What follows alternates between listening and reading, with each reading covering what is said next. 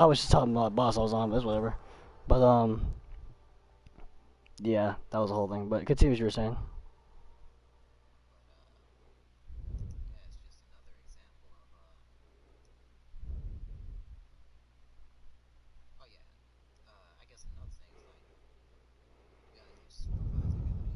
Oh yeah.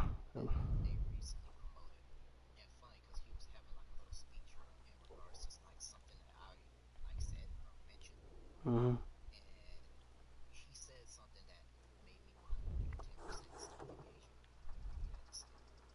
That's actually pretty bad. Oh God, no, not that. Oh, of course he was.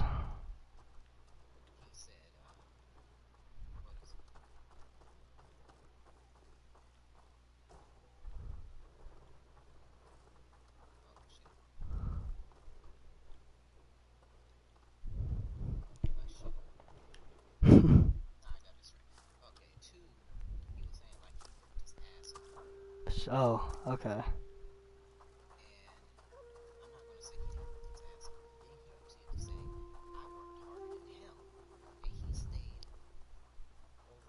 Was he pointing at you?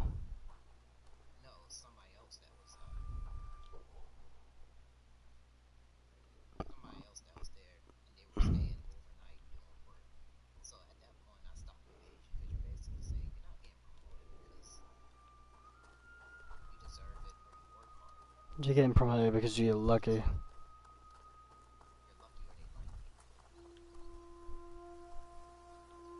Yeah, that's something.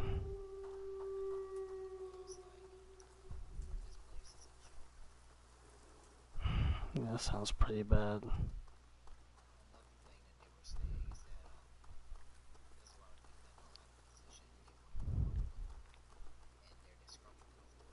Yeah.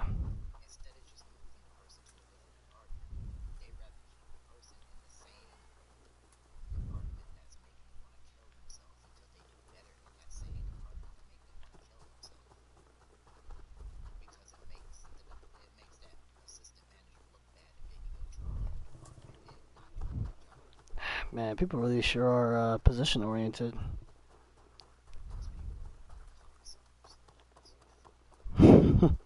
Like cocksuckers, that's funny. Oh, right, that room. Oh, that's funny. Which reminds me, so, you remember that Roxas fight in Kingdom Hearts, right?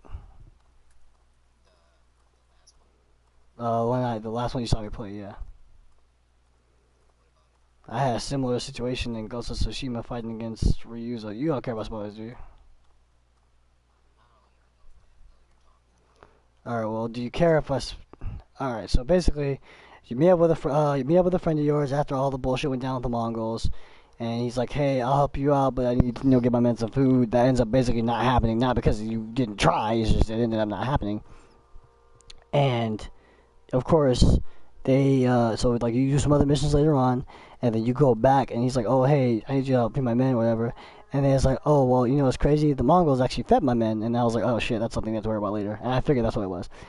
And so then, literally, we are going to get his, lord, his samurai lord, out of the castle that he's being held in. Hold on one second.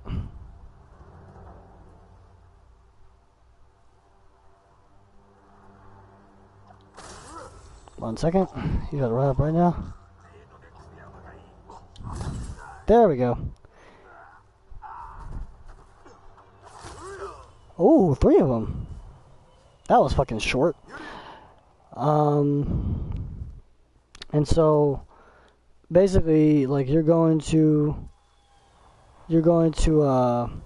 like raid the castle and whatnot, but your friend doesn't show up.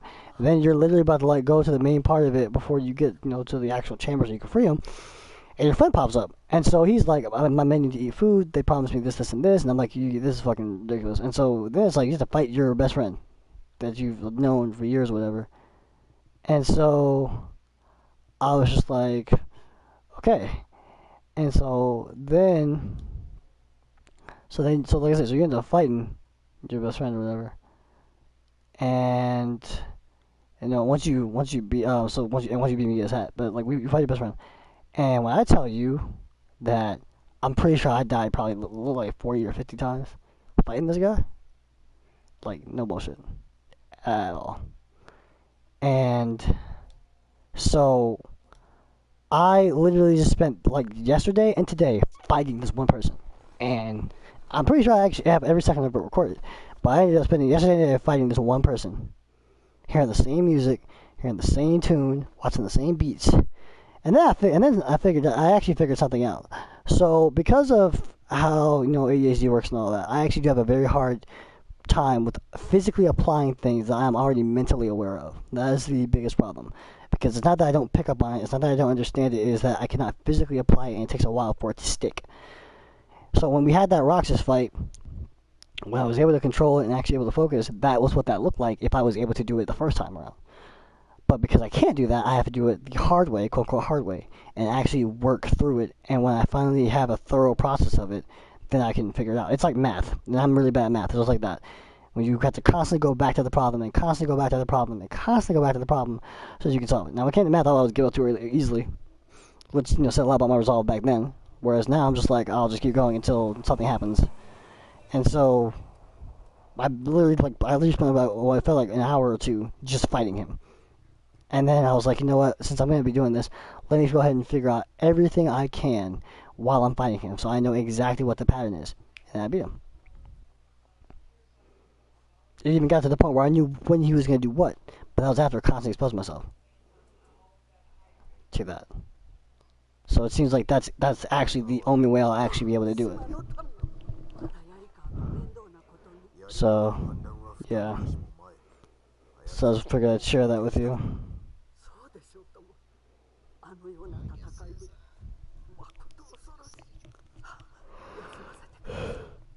You know what I mean? Yeah, that shit was fucking amazing. I was like, fuck, it's finally over. Like, but when I stopped worrying about that and stopped freaking out and was able to just calm down for a bit, that's when I was able to actually pay attention to what was going on. And I explained this to Shaq because I was like trying to ease my way into Sekiro. But of course, he's salty because I'm not playing Sekiro. That's basically what it is. He wants me to play Sekiro, and he has an issue because he thinks that I'm just going to have more problems playing Sekiro, which he's probably not wrong, but it's just I wanted to play Ghost of Tsushima regardless, since I actually pre-ordered it, so. But yeah, if you are into that kind of thing, I definitely recommend it. I'm also playing in Kurosawa mode, which is basically black and white monochromatic, so that's like, I'm playing the whole game like that, so that's very interesting.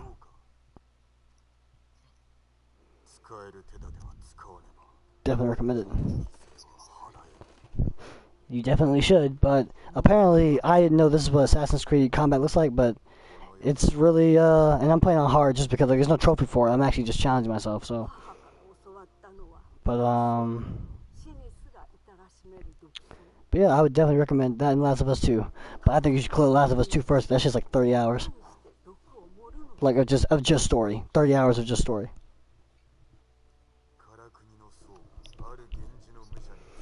I don't really care about those too much, to be honest. That's the whole thing. But yeah, good luck with those, because Abby collects quarters, and Ellie collects fucking cards now.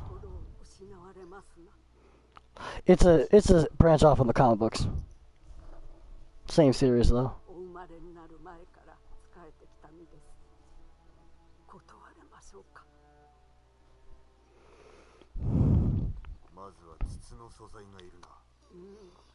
What? Yep. What is Sucker Punch? What kind of company is it?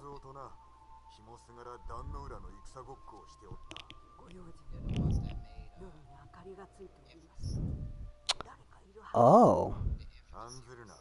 Oh. Not bad.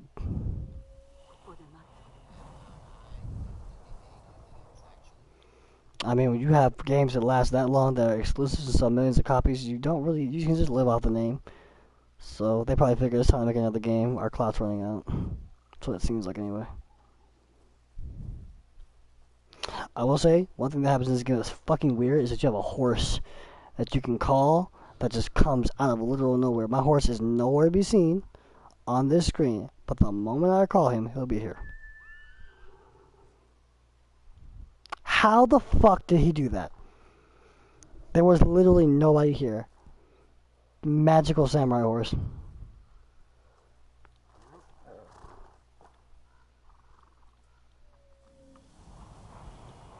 But yeah, I definitely enjoy the game. I like it a lot. But that's just because it's like it seems like it feels like a mix between Shadow of Mordor and kind of like the Batman games, not to the same degree, because Batman is almost 100% stealth, with certain exceptions. But I would definitely put it up there.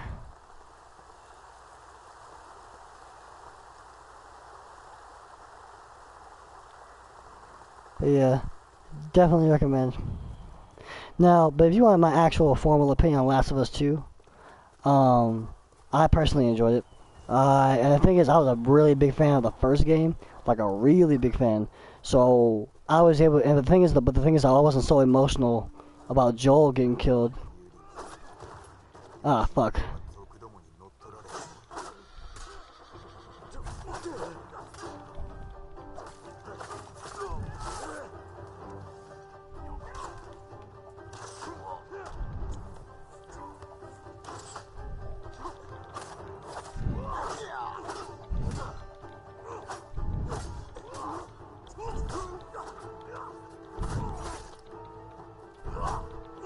I will say the camera work is bad though. That needs fucking work. That's the only thing. It moves like a fucking samurai film. Oh no, it is. It's just it can be frustrating. Oh wow, where did he even slash me at? This is bullshit. Also, they're kind of dicks when they kill you. They just they're just kicking the shit out of me now. I think there was one video that somebody showed where this guy got shot like 30 times just by jumping in midair. Like shit was crazy.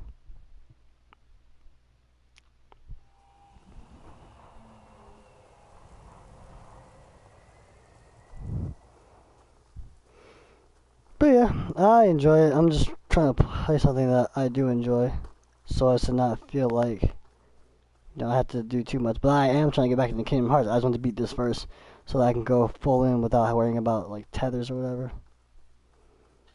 Because I do want to go back into it. Hmm. Hmm. Hmm.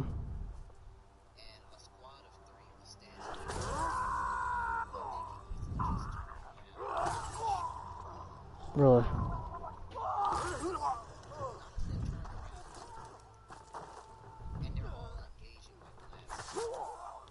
Now that is interesting.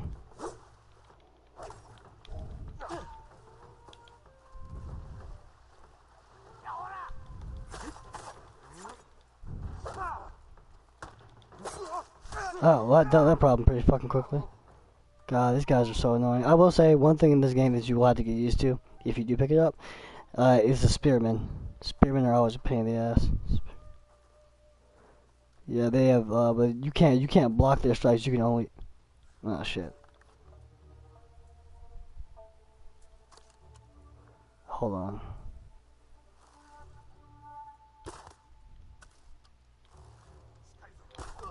Got it. Oh.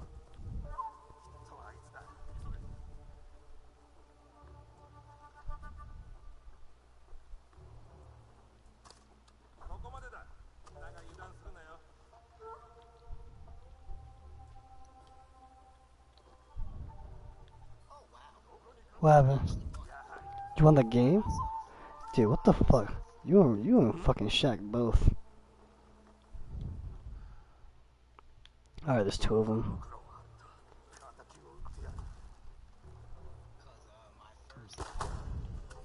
No. Oh. Well, that's unfortunate. Hold on a second.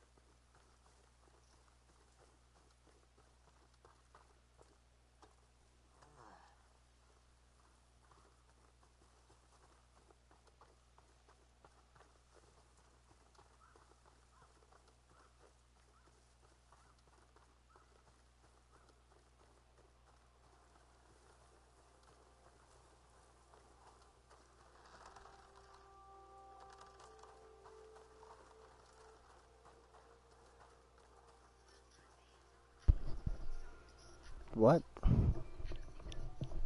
Yeah, I feel like I shouldn't have heard that.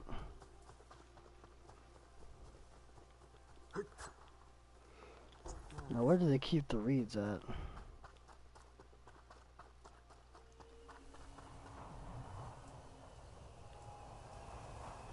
Okay, so I need to go here to get them. But yeah, as far as Last of Us 2 goes, it was a great game. I genuinely enjoyed it. I enjoyed how they conveyed the characters. Because, like, Shaq really doesn't like Ellie for a lot of reasons. I'm not saying Ellie wasn't an asshole, but there was an actual reason for it. But he just treats it as if this is, like, horrible thing. Like, she's just such an asshole to Joel, but that was kind of the whole point. Like, she's being an asshole to Joel because she just found out that Joel had been lying to her. And despite the fact that people think it's not that big of a deal, and he did do a lot, he did.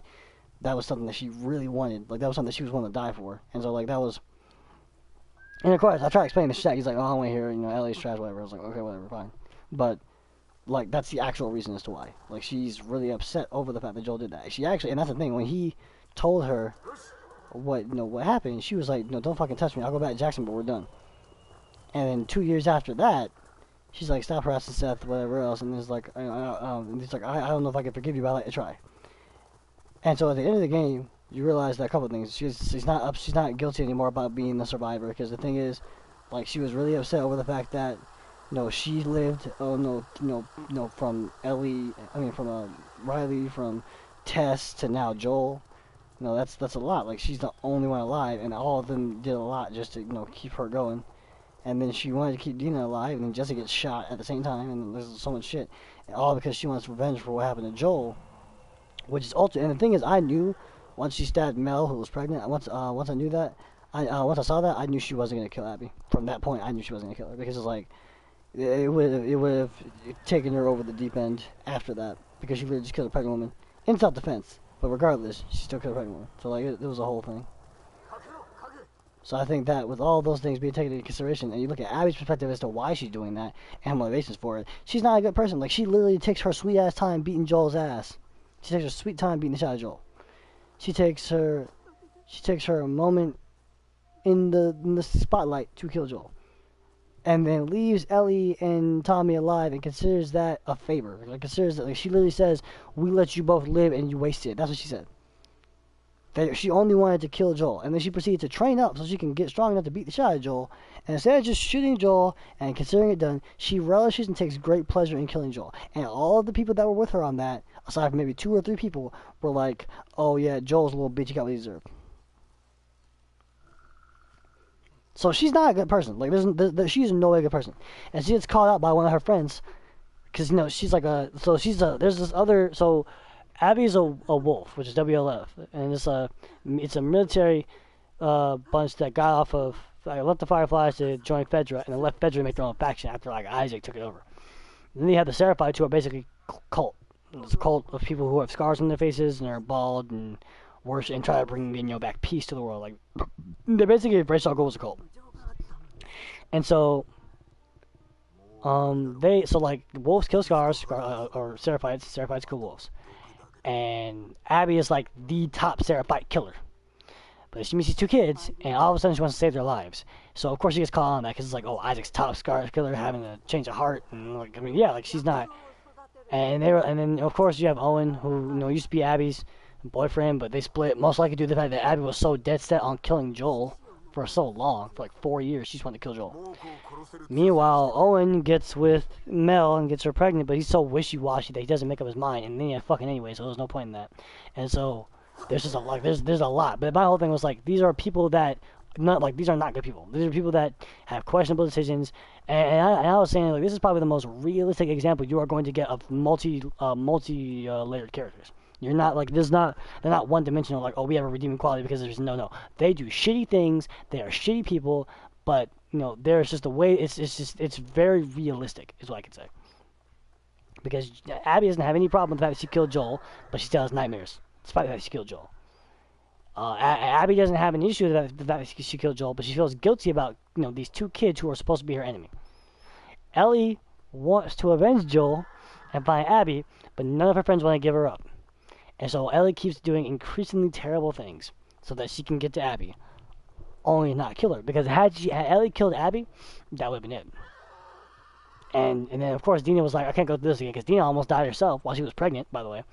And literally Ellie's like, yeah, I'm not trying to do this anymore. But she has like severe PTSD, and now she can't let it go. And it wasn't until she literally like had that last fight with Abby that she was finally able to let it go and move on with her life and get past Joel and forgive herself. Like there was a lot of shit, and I feel like Shaq didn't see that because not only did he not play the first game, because I feel like he didn't play the first game. He watched cutscenes for the.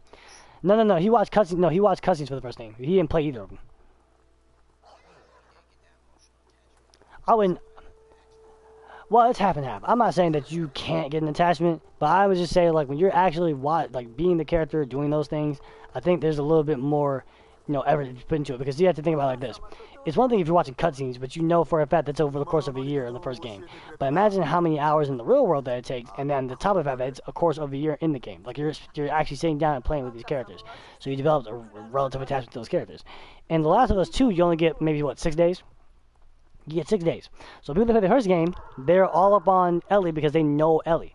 They've known Ellie since the first game, and they played her since the first game, so they see her growing up. Then you get introduced this new character that killed off your main character from the first game, who's also your favorite character, which of course bothers you, because of the fact that you've gotten so used to that character. That's why so many people got so upset when Joel was killed, and why Shaq was like, oh, I like Abby despite I don't care if I just killed Joel, but he likes Joel. But it's like you don't understand why that's the case, because everybody played as Joel in the first game. That is what happened. So even when I saw Joel get killed, I was like, oh shit. Like you saw my reaction, I was like, oh shit. Like I wasn't ready for that at all.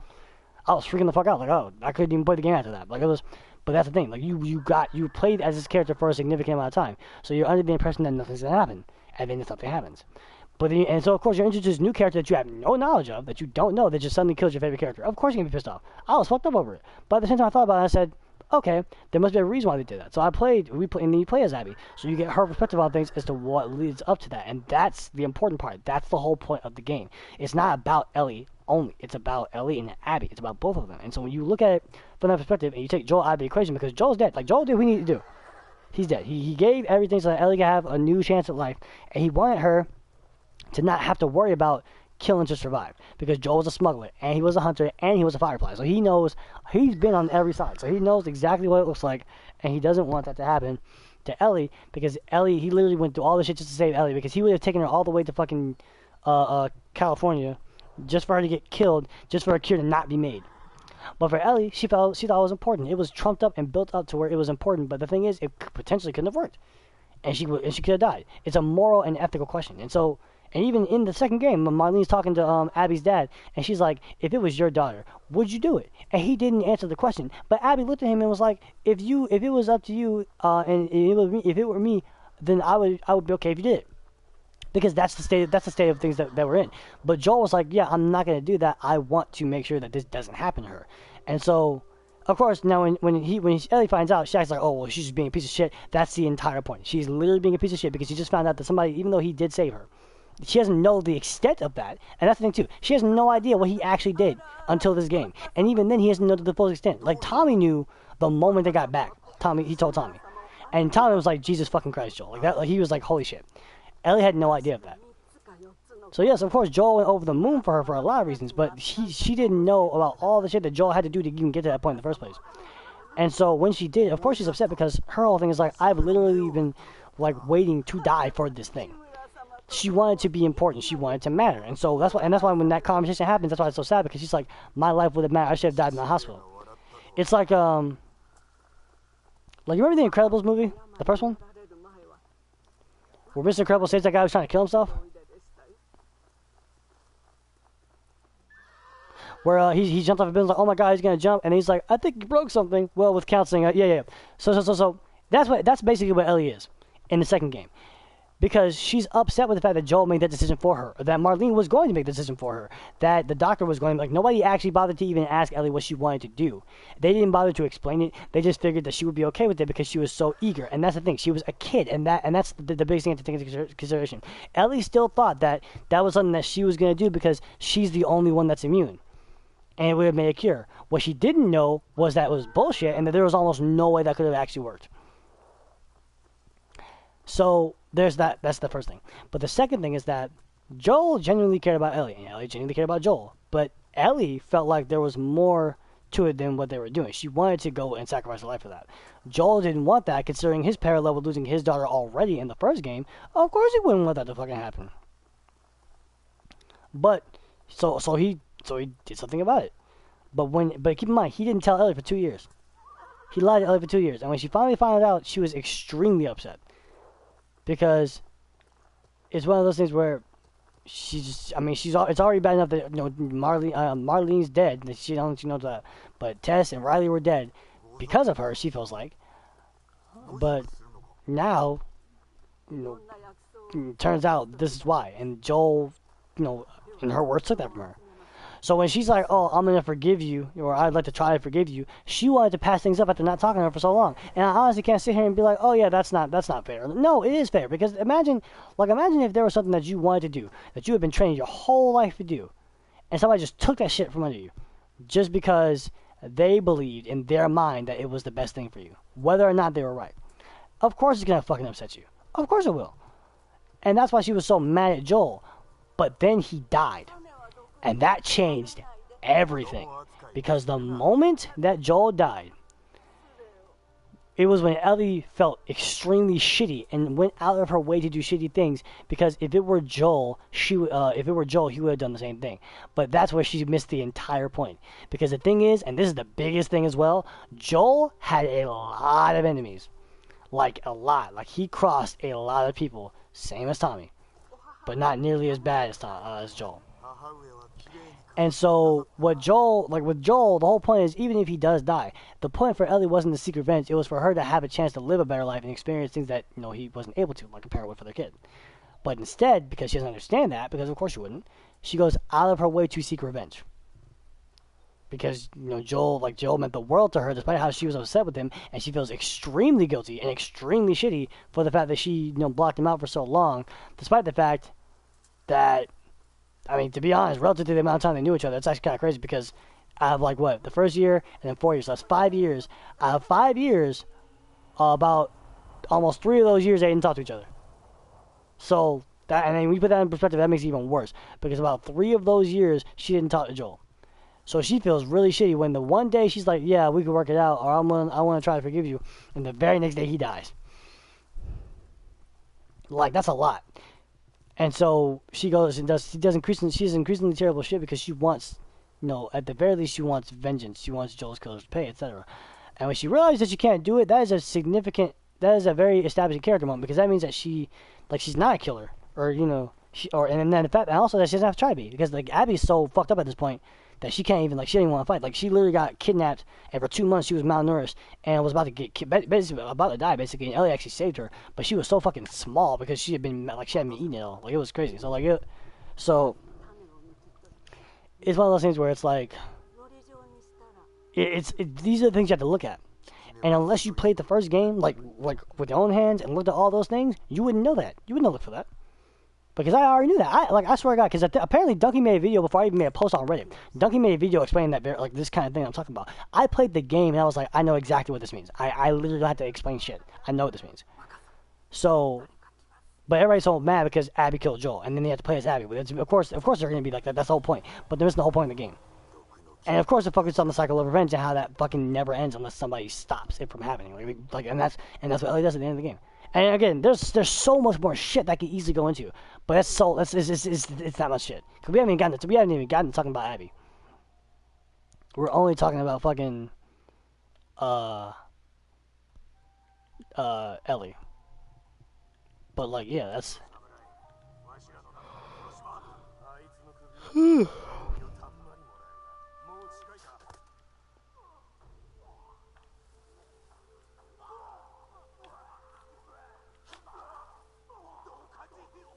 Damn, that is violent. Poison darts. So yeah.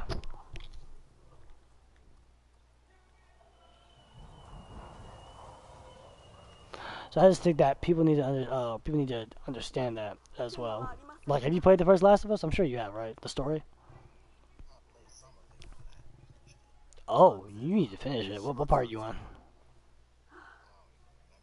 Damn, you definitely need to get back into that, because it's gonna make a lot more sense when you play it. I don't even know what happened. Wait, are you on Billstown? Are you on Billstown? Damn. Yeah, let me know. Because, you and me both. That's why I'm trying to get Kingdom Hearts finished. I'm just trying to beat this first. But I also was trying to get in touch with you so I can fucking start playing it. That was the main reason why I didn't want to touch it, because I wanted to make sure that you were available so that when I started, I wasn't just streaming for no reason.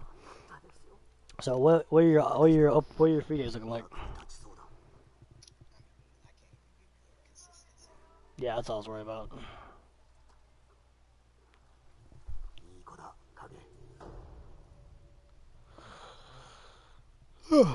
So worst case, if I just go to Tsushima right now, and then get back into it, I'll probably just start getting into Kingdom Hearts, because I do want to do that, but I've been putting it off because of that reason. I was waiting for you to have a free day.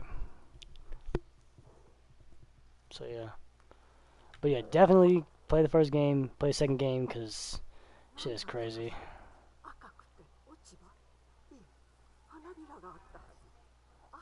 And now can I fast travel all the way back, because that was fucking ridiculously long. Damn it. Oh my god, that's so stupid. How far is that from the actual castle?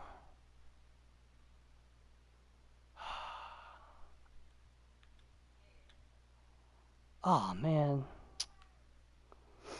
I fucking hate that I gotta go so far out. Oh man, this is retarded. Alright, save.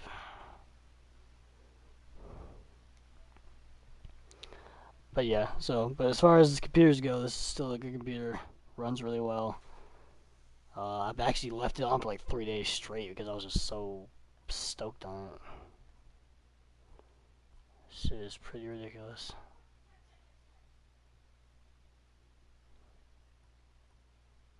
So what are you about to do?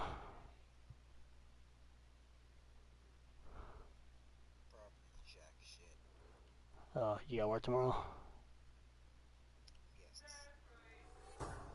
Really? That's fucking wonderful, I'm sure. Of course not. Alright, let's see what my tails are. I'll probably save right now and come back later.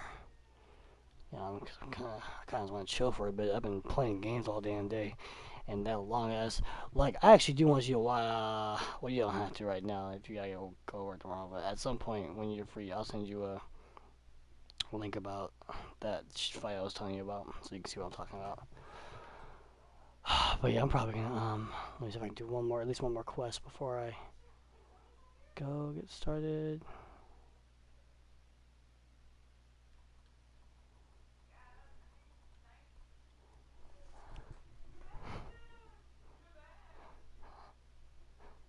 I guess I'll start doing these again. Finish these tails up.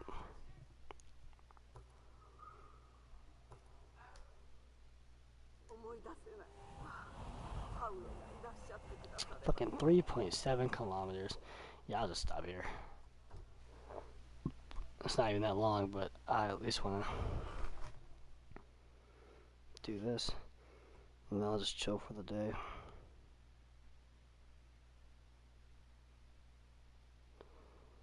But there's something. Oh yeah. So Cuphead's a thing, by the way.